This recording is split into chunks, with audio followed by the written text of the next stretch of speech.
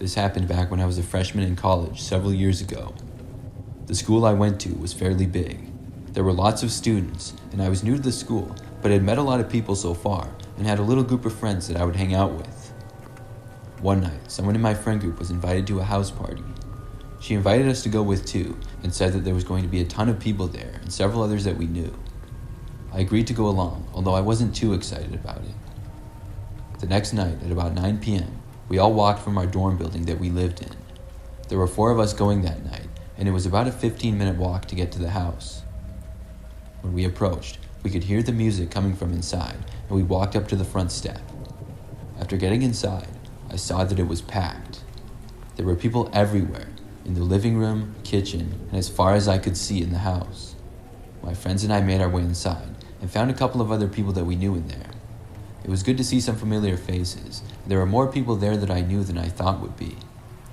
I talked with a few people there, and at one point I had to go to the bathroom and went upstairs where apparently the only bathroom was. I had to wait for a couple of minutes for it, and afterwards when I got back downstairs, people were starting to leave in a hurry. I guess a lot of people there were going to another party that was a couple of blocks away in the area. There were still a few people at the house, but not even half as many as before. I looked around the house for any of my friends, but I couldn't seem to find them. I saw that there was a small backyard, and the door was open, so I walked out to look. When I got out there, though, nobody else was back there, and it was extremely dark. I walked to the end of the yard, and then turned around to go back. When I had passed by this one large tree next to the house, I saw what appeared to be a man hiding behind it. It was really dark out there, but clearly there was a guy hiding between the tree and the house, crouched down. I paused for a moment to look, because it seemed really strange, as if he was trying to hide. He started to turn his head towards me, and right as we were making eye contact, it just felt really awkward, and I walked back inside the house. The other thing strange about it is that the man appeared to be much older than college age. When I got back in the house, there were now even less people inside. My friends clearly weren't there, so I took out my phone to call them. But when I took my phone out of my pocket, it was dead. I then went out the front door of the house and left. I decided to just walk back to my dorm room because my phone was dead and I really had no idea where my friends had gone. I thought maybe they did go back, and I didn't know anybody else that was left at the party either, so I began to walk down the quiet streets. Luckily, it wasn't too cold out yet at that time of year, and I wouldn't mind the 15-minute walk. It was a quiet night, and about halfway back, I started to hear footsteps a ways behind me. I ignored them at first, until the footsteps seemingly started to increase in speed and move closer towards me. I turned around and glanced over my shoulder. I saw a man walking about 40 feet behind me. It looked like the same guy that was hiding outside of the party. He was looking down as he walked. It seemed suspicious to me, and I sped up with my walking. As I kept going, the man was seeming to slowly get closer and closer to me. When I took the turn on one street headed for campus, the man did as well. This made me more nervous, and I glanced behind my shoulder to see that he was now only about 30 feet back. I kept walking and moved to the other side of the street. When I did, the man moved to the other side as well. That dashed any hope I had that the man just happened to be walking in the same direction as me, and that he was in fact following me. This made me walk even faster than I already was, and luckily only had a few more blocks to go. I could hear the man starting to get closer as well, as if he knew that I was trying to just get away from him now. I went as long as I could of walking at a fast speed, and I hoped to see any other students outside, but it was really late now and I didn't see anybody. When I had my dorm building in sight, I turned into a sprint and ran for it. Right after I did, I heard the man start to run behind me. I was going as fast as I could, and he was maybe 20 feet behind me and gaining. When I reached my door, I got out my key fob and quickly held it to unlock. Unfortunately, I knew that I didn't have the time to close the door before the man would reach it. All I had time to do was just keep running. I made it inside, but so did the man, only about 15 feet behind me now. I ran for the stairs and sprinted up them as fast as I could to my room, which was about halfway down the second floor. I sprinted down the hallway and seemed to make up a little distance on the man when I did. When I reached my room, all in one motion, I scanned my key fob, opened the door, and then got inside and swung it shut. I then locked the door, literally the split second before the man reached it and tried opening it. I was so thankful to be inside my room, but the man was still right outside. I took my phone and plugged it into the charger. The man was trying to open the door and pressing on it. I could hear the door rattling a little bit on the hinges.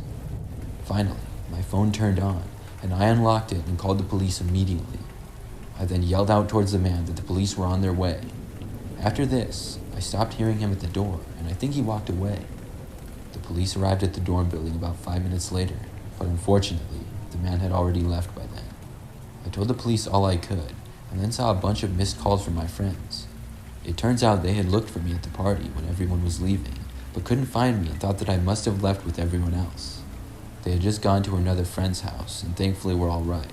But to this day, I don't know who that guy was who followed me.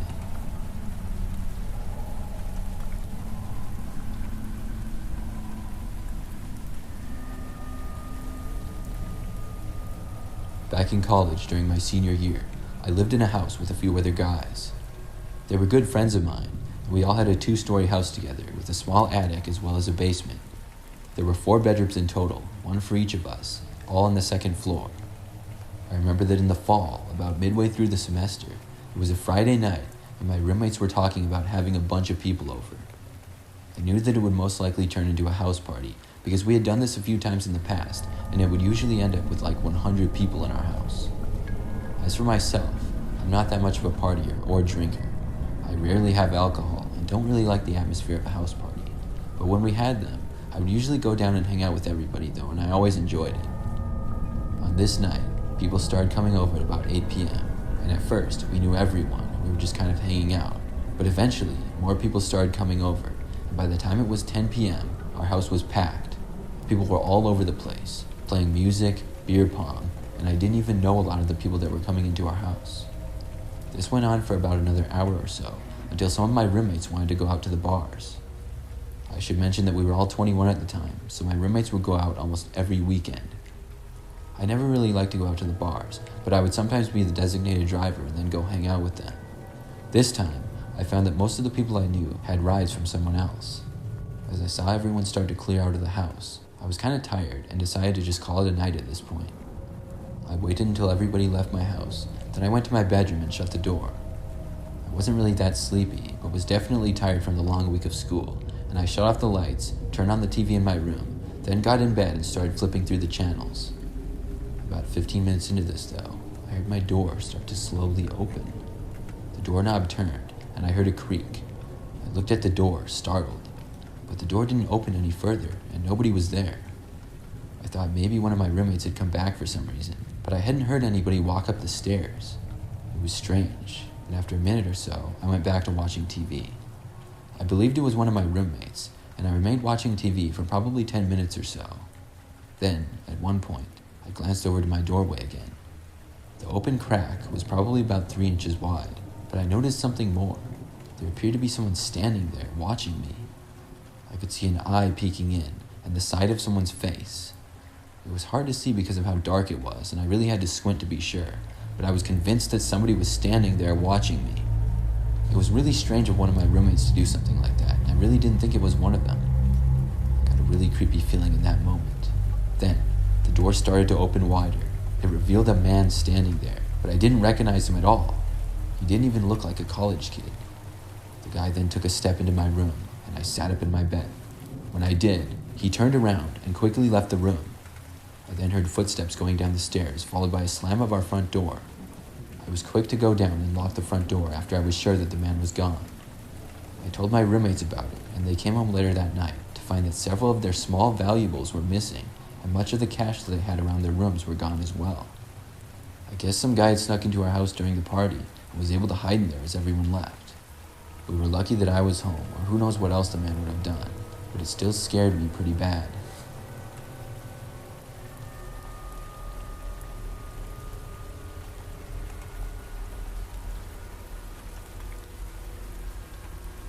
Back when I was in college, I went to my fair share of house parties. It wasn't something that I would do every week, but if someone I knew was having a party, then I would typically go. I remember in one instance, I was at my friend Alex's house, who lived with a few other guys, and they had this house where they would have a bunch of people over all the time. It was a sort of far walk for me, and I got a ride from another friend who wouldn't be going out that night. The house was great for entertaining, and it would usually get really crowded. On this night, it was a great party, and by the end, I was feeling the effects of all the drinks that I had. I wasn't too drunk though, and I can pretty clearly remember everything.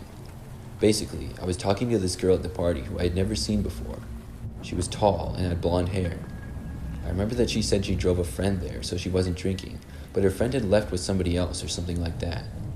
She offered to give me a ride back to my place, and I was more than happy to accept it. She seemed to be having a great time talking to me, so I thought it was a good idea. We both decided to leave the party, and she walked to her car, which was basically a block and a half away itself. There were sort of a lot of cars on the side of the road at this time. When we arrived at her car, I got in the passenger seat, and she got in the driver's seat. I told her where I lived, and she told me she knew exactly where that was. We continued to talk as she drove down the neighborhood streets just outside of campus. I don't even remember exactly what we were talking about, but I really wasn't paying much attention to where she was driving.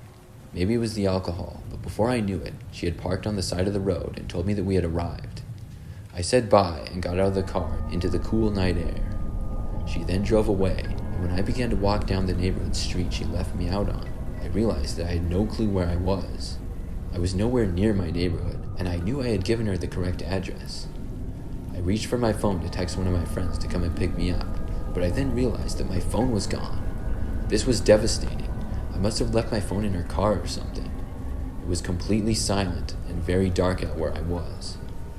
I saw some bushes on one side of the street, and suddenly they moved, and two men emerged from them. This was maybe 50 feet away from me, and they both looked right at me and started moving closer. I turned to walk away, and they both then started to run towards me. That's when I sprinted for a nearby fence and hopped over it.